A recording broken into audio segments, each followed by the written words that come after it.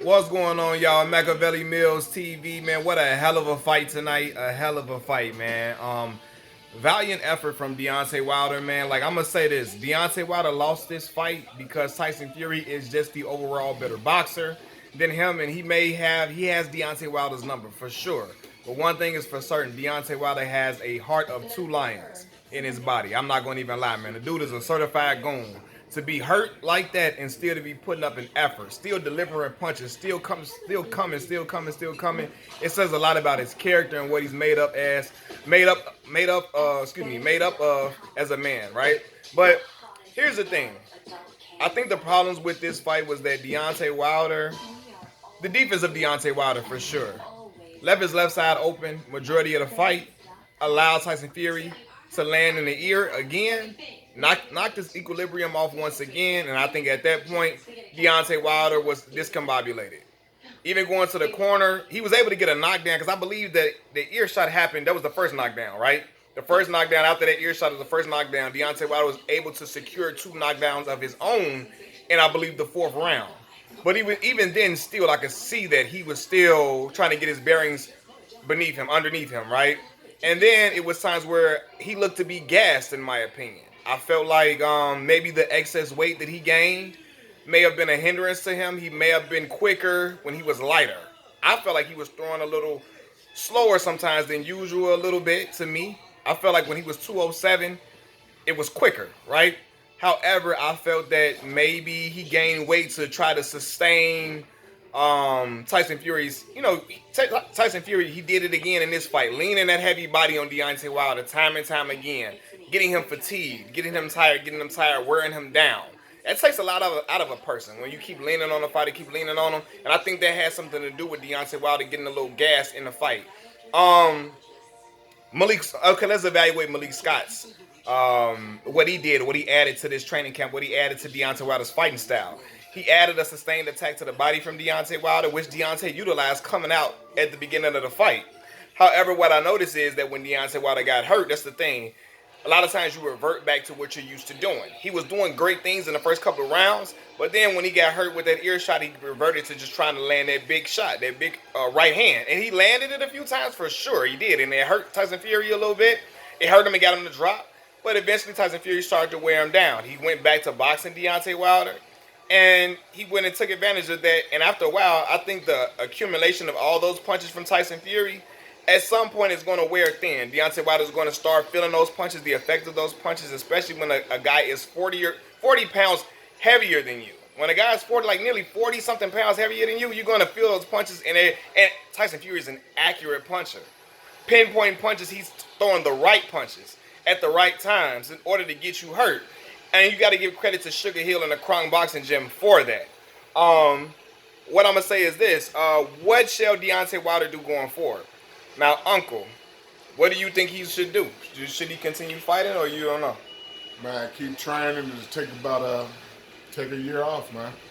Yeah, take a year off because this fight took a lot out of him. Like I said, the man is made a heart of two lions in his body without question. For him to keep coming back like that, it shows what he's made up of. But once again, I just think Tyson Fury is just the better boxer.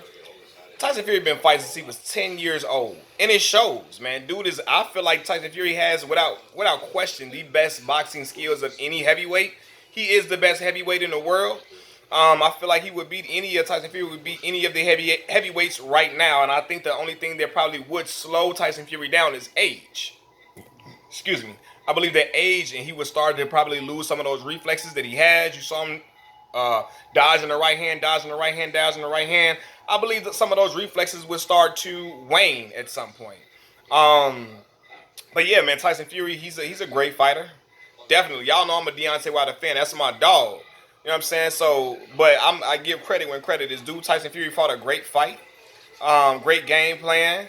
Even when he got hurt, he still continued to stick to the game plan. And I think that was a problem. Deontay Wilder started to revert away from it when he got hurt himself, or when he felt like he had, when he had Tyson Fury in trouble. He started just trying to headhunt once again, and I think that's something that he should have just kept going to the body, kept going to the body. And what my uncle even said, you can't always rely on that one shot.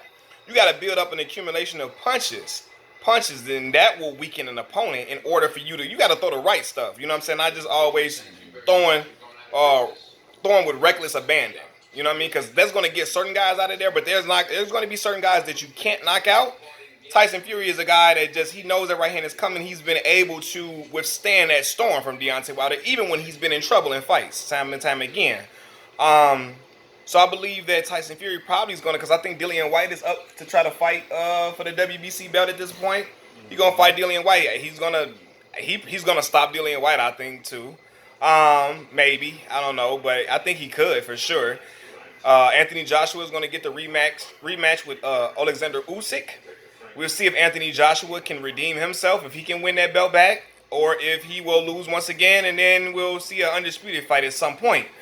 But I'm going to say this. Deontay Wilder, his persona and what he's made of, I don't see him being a guy that's just going to just try to fight guys without a belt, just fighting random up-and-comers. I don't see that happening. In order for him, if he's going to keep fighting, I believe he will fight to try to keep himself within the mix. Now, I believe Tyson Fury has his number for sure, but I don't think he should switch trainers again at all.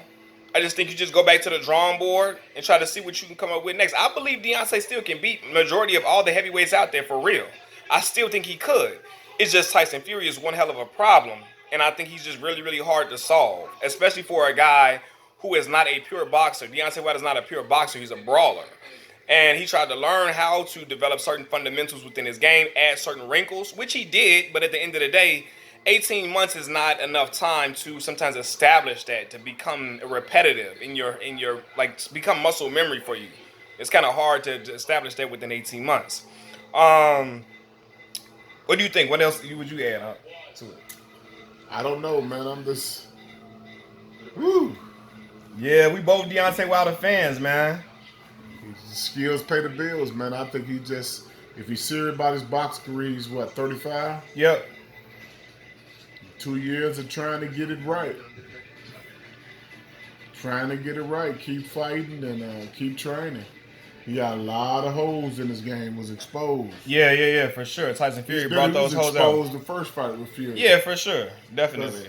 You can have all the power in the world, but if you don't have the tools to camouflage and deliver it, that's the thing. Being able to camouflage your attack. You're in trouble. Yeah. It's Tyson Fury is seeing it coming a mile away. That's the problem. Deontay had a problem camouflaging it. You know what I mean? And this fight, again, he did a lot better in this fight than he ever did, I believe, in his second fight, and even in the first fight, even though it went 12 rounds. Deontay Wilder showed a lot of guts, a lot of heart. You know what I mean? He put himself in the line of fire to deliver some shots as well. But I think the problem what we see is Deontay's defense. That's been a problem for a while, but I believe his offense has been his best defense for so long that he just relied on that to keep guys off of him. His power kept guys honest because they knew if they come in, they could get clipped with something. But when you're fighting a bigger man too, sometimes that power is a little different punching up than punching down. I think too. So it's punching up. You punching up with a guy that's 6'9", that's 40 pounds heavier than you.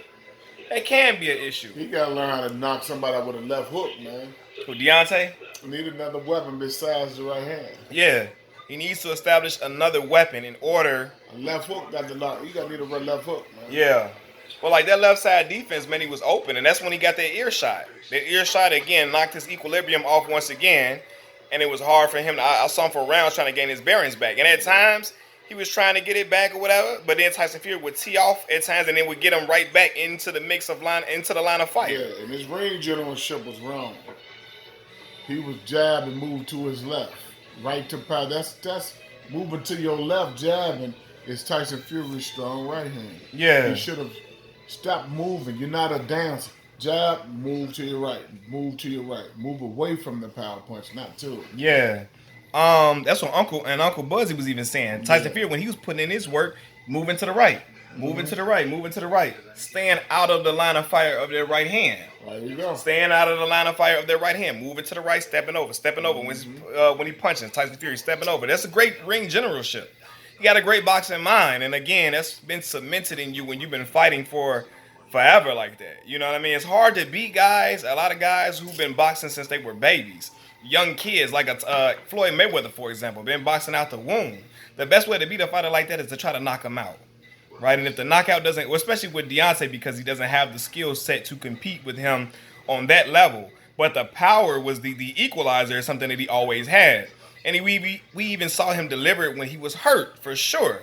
So, I believe that Deontay Wilder would beat Anthony Joshua as present. I believe that. I even think he can hurt Alexander Usyk. I believe Deontay could hurt Usyk. Seriously, way more than Anthony Joshua did. And in my opinion, after looking at Usyk's face, Anthony Joshua did a lot more damage than what he even looked like. So I believe if Anthony Joshua just dogfight with Usyk, he could win. But the question is, will he do that? Will he do that? I believe Deontay, he likes to mix it up. He's a warrior. He likes to mix it up. I think he could hurt Usyk bad. Usyk is just very, very skilled for sure. That's without question, man. But um, I think Deontay still could beat a lot of the other heavyweights for sure. It's just Tyson Fury is a problem that has yet to be solved. Shall he be solved? We have that has yet to be seen. We will see. But yeah, man. But I think for sure Tyson Fury trying to go for that undisputed. Why not? You proved you proved yourself against a worthy opponent, a guy that has a lot of heart in, the guy that had the best the best power punching, one punch knockout power in the division. I don't believe he fears anybody. He knows now. I believe definitely feels confident he could beat Anthony Joshua after his performance against Uzi. Tyson Fury definitely feels confident now, and I believe he knows he can beat the little man in Usyk too. So yeah, but a credit to the Kronk Gym, man. They have changed the entire way that Tyson Fury fights. He fights a completely different style now, and it has been working well for him. Fight like a big man, stay tall. And it helps. And he brought the fight to Deontay Wilder. I've noticed it too with Deontay. Deontay still struggles to fight off that back foot. Fight going backwards. Tyson Fury noticed that as well. He started backing him up at times. I'm like, yo, don't be putting his head down. Don't getting hit with shots. So, yeah, Tyson Fury won by 11 round knockout, TKO. So we going to see what Deontay Wilder shall do going forth. Made a lot of money in his career. Made a lot of money in his fight as well. But it's one of them situations. I look at certain fighters that some guys just have certain people's numbers.